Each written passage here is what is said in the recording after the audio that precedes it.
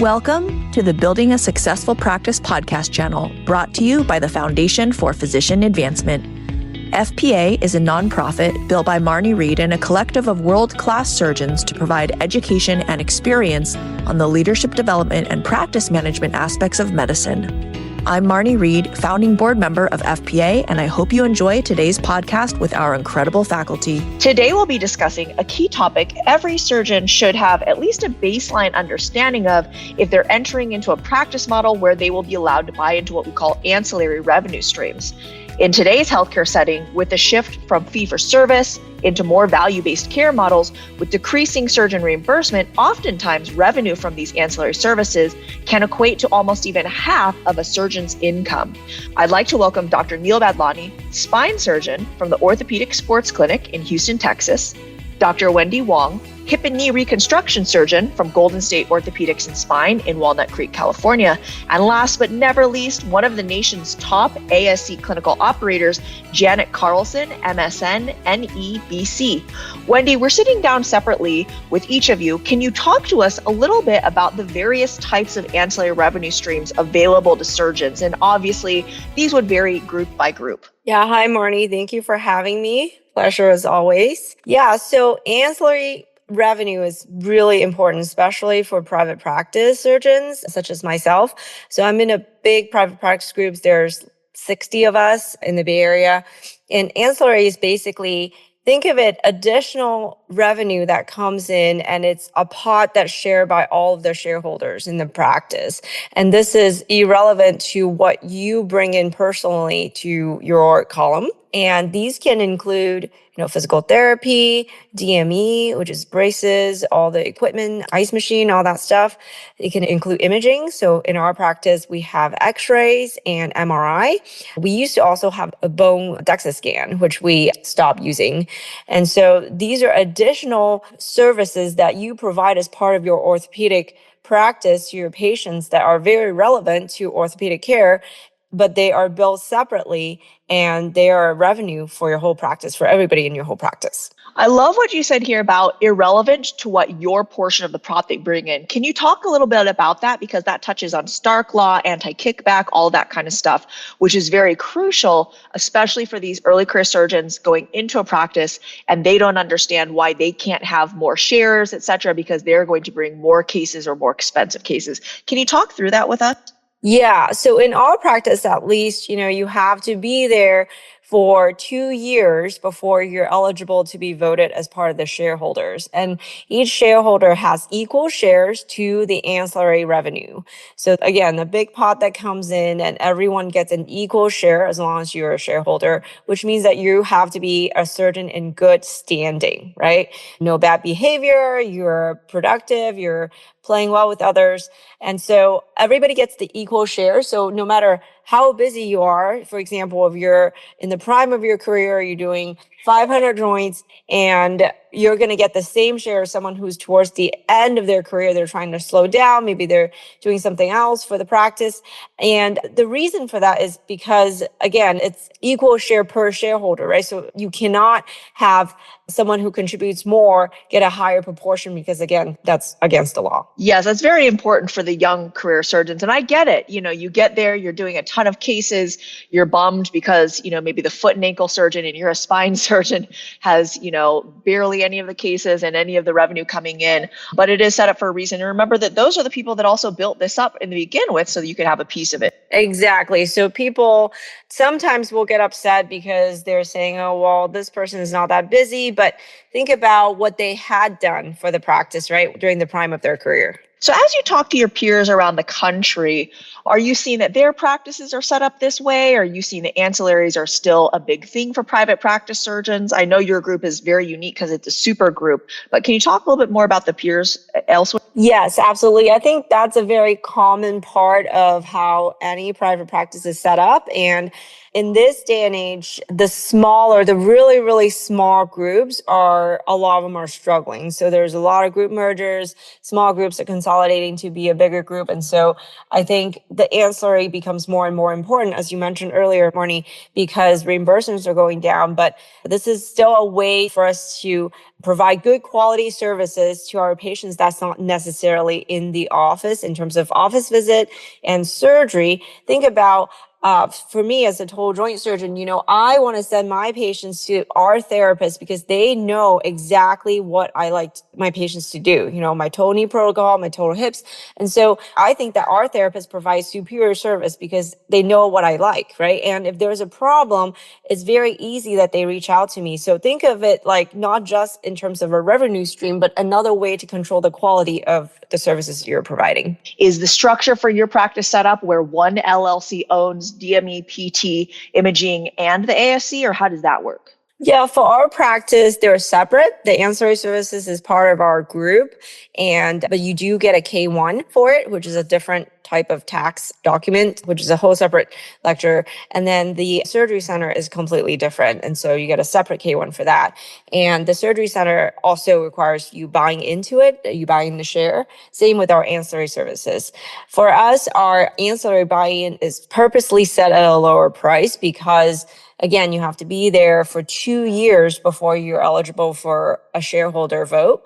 And so we kind of count your 2 years of services, right? Of you referring to the PT, ordering x-rays and MRI, et cetera, as part of the quote buy-in. And so the actual buy-in price is we want to keep it low, especially for surgeons starting out in practice.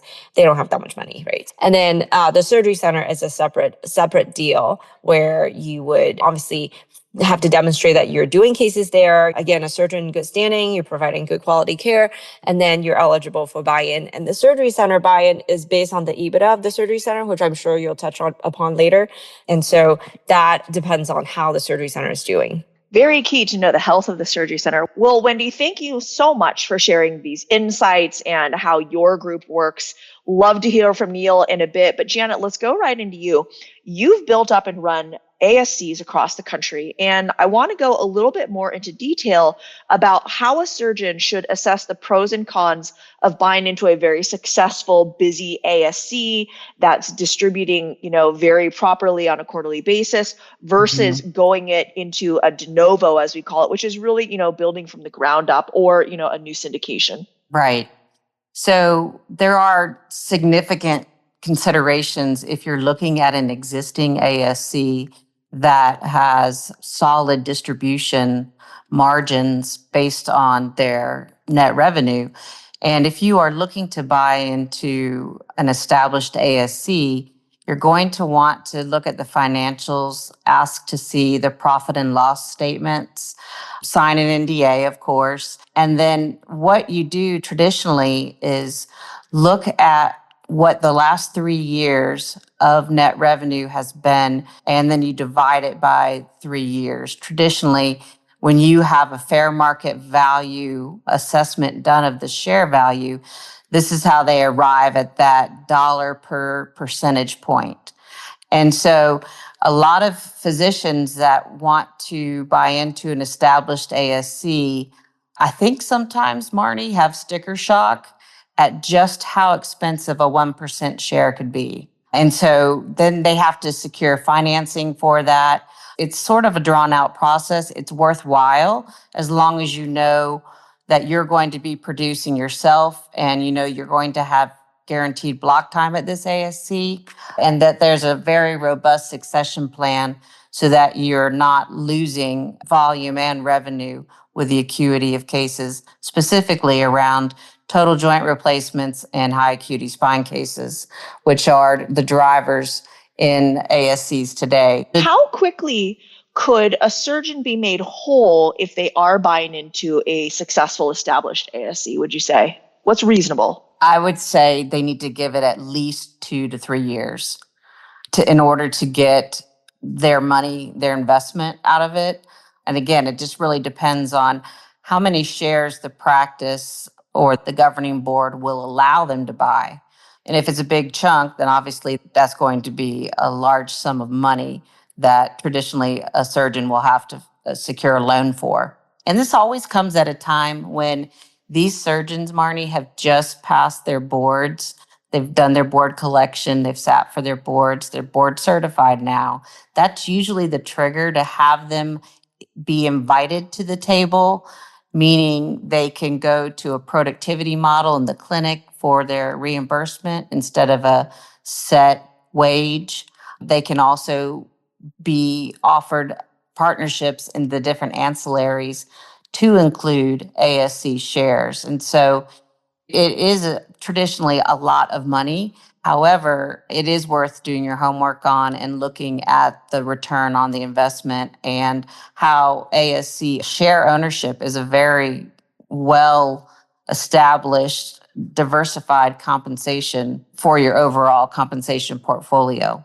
That makes sense. You said something very interesting here, which is the succession plan. So let's say that I'm a younger surgeon, I'm being finally invited, to buy into the group ASC or an ASC that some of my partners are in. And I look at some of the partners that already own equity and they're older and they're slowing down. So if I'm trying to get my very expensive money back from the 1 to 3 maybe shares that I'm allowed to buy, that typically would take, 2 to 4 years, et cetera. But how do I delicately ask, what's the plan for this shareholder who owns multiple shares, who's slowing down and getting close to retirement? Because that will affect how quickly you can make your money back. How do you delicately ask that? Actually, you ask those questions when you're going on the interview right out of fellowship. Those are the questions to lead with when you are looking for your new home to practice, specifically if you're going to remain independent and have that opportunity for ASC ownership. I would say that you ask what the established policies are of the practice and of the ASC for allowing those senior surgeons to retire. So, for example, I have had practices and ASCs where they request older physicians that intend to retire to declare their retirement plans X amount of years in advance of their retirement, be it 2 years or 1 year, but they have to declare it so that you can plan to have incoming surgeons so that you're at least net neutral. You're not losing anything. Awesome. So what about the de novo example? First of all, they know that a de novo is a ground floor opportunity for you to get in and buy shares before the ASC is profitable, before it starts earning revenue. So this is the likely most affordable opportunity for a surgeon is a de novo. Obviously, that comes with risk, but if you have like-minded surgeons that are willing to create an ASC LLC and are able to think of the greater good of the whole and not individually, you can have a really great, wonderful group to work with. And it could be multi-specialty, it could be single specialty, it really doesn't matter. The cost is traditionally figured out by the folks that have put the money up for the construction, the design, if it's a brand new build, a build to suit. So whoever is footing that bill for a de novo build to suit, the design, architectural development of the building, maintenance of it, usually, and then the capital expenditure for the equipment, they will do a cost plus model. So they will figure out how much they've had to outlay to build the facility and get it operational. And then they'll put a percentage on top of that just because they've been paying people's salaries in the interim while getting this established and through all the regulatory state and licensing surveys and certifications nationally. So it's a longer process, but it's a great opportunity for surgeons. Let's talk about something that I definitely saw back when you and I worked for the same ASC company, which is, a young hip or knee or replacement or a spine surgeon being recruited to the ASC. What are the things specifically for those subspecialties that have a lot higher acuity, a lot more needs for those cases? What should they be asking from? And we'll start again with a busy ASC and then for a de novo ASC. For a busy ASC, the best question they can ask when coming in is to discern what equipment and what implants and what instrument trays are already being utilized, meaning you're willing to come in and be a team player right out of the gate. If you do want something in the future, once you start using your block time and you start generating revenue, of course, they're going to be wanting to accommodate that surgeon. And if they do have preferences that they would like to purchase additional things, but it's basically you have to get in and show that you're on the same team, you're driving towards the same, goals of the safe patient outcomes, but also for cost savings and avoiding any unnecessary spend. I would also suggest that the surgeon asks about the block time rules, meaning how can they learn when block time has been released? How can they pick up additional block time so that they can get in there and start doing their case collections? Just being flexible and willing to take whatever time is available to them and use it as much as possible. So then I guess real quick, this one pertains to whether it's a busy ASC or de novo. Let's say that there currently is not yet a total joint or a spine service line. So they would have to have intentional meetings, strategy meetings with their future ASC partners so that they can agree on alignment of any capital expenditure instrumentation. Can they come to terms with this will be what we use for total hips, and this is what we'll use for knees, and this is what we'll use for shoulders? So that alignment right out of the gate is imperative, along with agreement for supply chain spend. Those are some of the largest drivers that will eat into your margin in an ASC is labor, obviously, and then your medical supplies and implant supplies cost.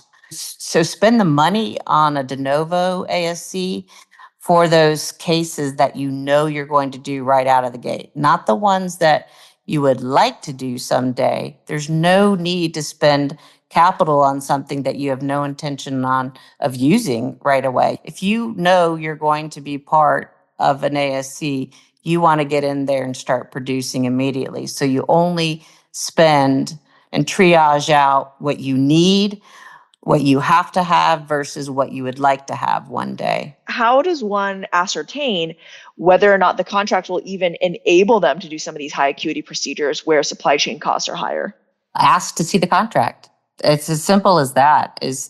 For visibility purposes, transparency reasons, ask to see what contracts they have already and if they are working to negotiate those new contracts and how that is going. And are they using anybody to assist them? This is usually a very large barrier for physicians to overcome, especially if they're independent in a market. They oftentimes are challenged with, negotiating reasonable rates with payers. And so that's a key question to ask, because if they don't have a strategy, a go forward plan for contract negotiation, you're really not going to be very successful right out of the gate in the ASC. So you'd like to secure some of the larger payers that obviously you want to pass your regulatory survey so that you can have your Medicare PTAN number. Medicare is, a great population to work with in an ASC, but you have to make sure that you are compliant with everything to be able to pass the federal and the state laws around licensing and compliance and regulatory things. Well, thank you, Janet. That was absolutely incredible. Neil, let's jump back to you. Wendy had shared that with the ancillaries at their practice, now these ancillaries not including their ambulatory surgery center, is that they actually take into account the work and the things that you brought into those ancillary streams in the first 2 years before one becomes partner, and they actually put that towards the buy-in. Is this how your practice structures this? Is there a different way? Can you share with our listeners how your practice works? Yeah, that's a great question. I think one thing that's important to understand is there isn't one uniform way that every practice does this. I think there are some sort of basic themes. One is that you are buying into something that creates revenue for you. You're not just buying into goodwill, and the amount that you invest should be tied to something, some expected return. That can be 1 year, that can be 2 years, that can be 5 years. I mean, there really isn't an absolute amount. I think 2 to 3 years is kind of a fair amount that I've seen. Specifically, what you are referring to is, if you're generating ancillary revenue before you're a partner, will that sort of come out of your eventual buy-in? I mean, that is a reasonable practice. That isn't how we've specifically done it in my practice. Usually the first few years when you're bringing in a new partner, you're really supplementing their income because they're not really making enough. So the way they help with the ancillaries does help with their income for the practice. It allows you to bring them in. But we sort of look at a point where they've been there probably for a couple of years. They feel good about the practice. We feel good about having them. And then we sit down and look at a buy-in, and we really try to structure it as what would their profit be over the next 2 years from those ancillaries, which in our practice are primarily imaging and physical therapy. And then we kind of come up with a number that we think is fair, and that's what we use for the buy-in. That definitely makes sense. Would you say that by and large, it's that DME and PT and or imaging is pretty standard in an orthopedic private practice? How does DME in general work? Because there's so many different models out there. Yeah, I mean, the ones that you mentioned, DME, physical therapy, imaging, those are probably the most common, but every practice is different. Specifically for DME, there's different models. You can buy the actual braces and cam boots and then bill the patient. And usually, if you do that correctly, you're going to profit because usually your cost of buying it is much less than what your reimbursement is. There are other companies that come in and sort of do it for you and manage it. And then you have the benefit of kind of not having to deal with the inventory, managing the inventory and managing the billing. If you have sort of an expert DME company that comes in and does it for you, then it's maybe a little bit more seamless, but your potential profit is lower. That, in those situations, they may pay you a percentage or pay you a management fee, but they're getting the majority of the profit. So those are a couple kind of the main ways to look at it. Those are all good ancillaries for the practice. We have physical therapy, which is great for patients, great for convenience. I think it helps with post-operative outcomes. We have x-rays and imaging, including an MRI. And our patients love that they can come to the office and see us and sometimes get an MRI the same day. So it's great for obviously the potential profit, but also great to sort of be a one-stop clinic for patients and provide those convenient parts of their experience. Yeah, that makes sense. I mean, when I'm a patient and I need to get several different things just to continue on, with whatever I need, right? I prefer to have it all kind of in-house and just be able to walk to that room or walk across the street or across that hall or whatnot. So can you talk a little bit more specifically about the buy-in for an ASC? And what I've seen, even with groups, 5, to 11 or whatnot, oftentimes the partners don't own an all one ASC. So can you talk about how that works in general? Yes. In our practice, and I think in a lot of private practices, the ASC may be separate than the practice. So you're buying into an ASC, and that's separate than buying into the practice. The ASC may have individuals that aren't in the same practice. It may have individuals for several different practices coming together. So the way that an ASC buy-in works, you're going to be buying shares of the ASC, which represent a percentage of ownership or percentage of equity. Generally, if it's a new ASC just starting out, there's more risk, but in that case, usually the buy-in is lower. Again, just a simple kind of risk return calculation. You may have a lower buy-in, but it may take time to see profit, to see positive distributions, particularly if there's a lot of debt that had to go into building it. If, on the other hand, you're buying into an ASC that's established, maybe it's been profitable for several years, then you're going to buy in at a multiple of the earnings. So that could be a, much higher buy-in, and it could take, 2 years, 3 years, even 5 years to sort of make back your initial buy-in. But it's safer. That ASC has been profitable for a while and you'd expect it to continue to be profitable. And then the other thing to consider is, the actual price of the share is usually determined by the things that I said, lower price for a new entity, a multiple earnings for an established entity. But you can have doctor-to-doctor transfers where one doctor can just agree that they're going to sell their shares to another doctor for a certain price. That happens more commonly if there's an older doctor that may be slowing down and someone else in the partnership is doing more work and bringing in more. So then they may sell shares at sort of a discount than they would be on the fair market in order to kind of keep things together in the partnership and make things more equitable. That makes a lot of sense. We definitely hit on, the fair market valuation, but I really love the concept of the doctor to doctor transfer. Does that happen that often? Because I would think that most surgeons would want to get back more of a fair market value, or are they doing it because they're still in the ASC and they want the overall value or distributions of that ASC to go up by bringing in these new partners? Yeah, I mean, those are great questions. We talk about these doctor transfers a lot. We probably talk about them more than they actually happen because unfortunately you do get in situations where people want to hold on to their equity.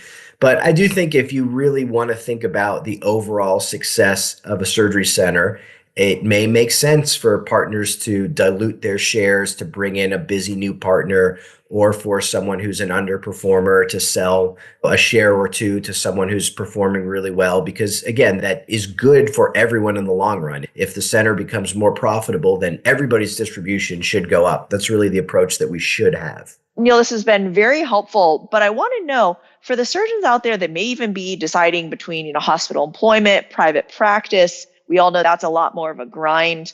Are there benefits that you would, want to share with the listeners out there on the ability to even have an opportunity to buy into ancillaries and be a part of something like this?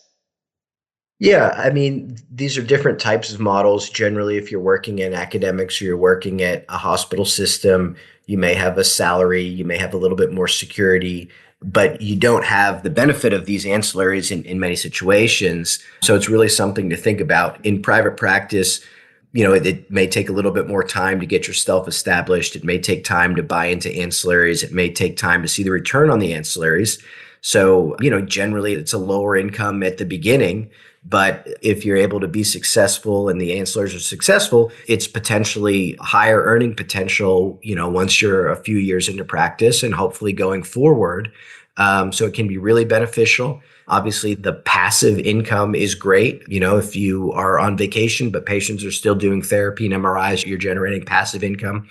But you really have to think about it. It's not for everybody. And even when we look at ancillaries, not every ancillary is for everybody. We really try to think about things that obviously have a good potential financial return, but they should also make sense for our practice. They should be something that provides increased convenience to our patients, like having physical therapy or MRI on site. They should be things that maybe make our practice more convenient. So it's got to be good for the patient clinically. It's got to be convenient, and it has to have that potential financial benefit. And overall, we just like having control of as much of our patient's experience as possible. That makes sense. Well, thank you to Wendy, to Neil, to Janet for your candidness.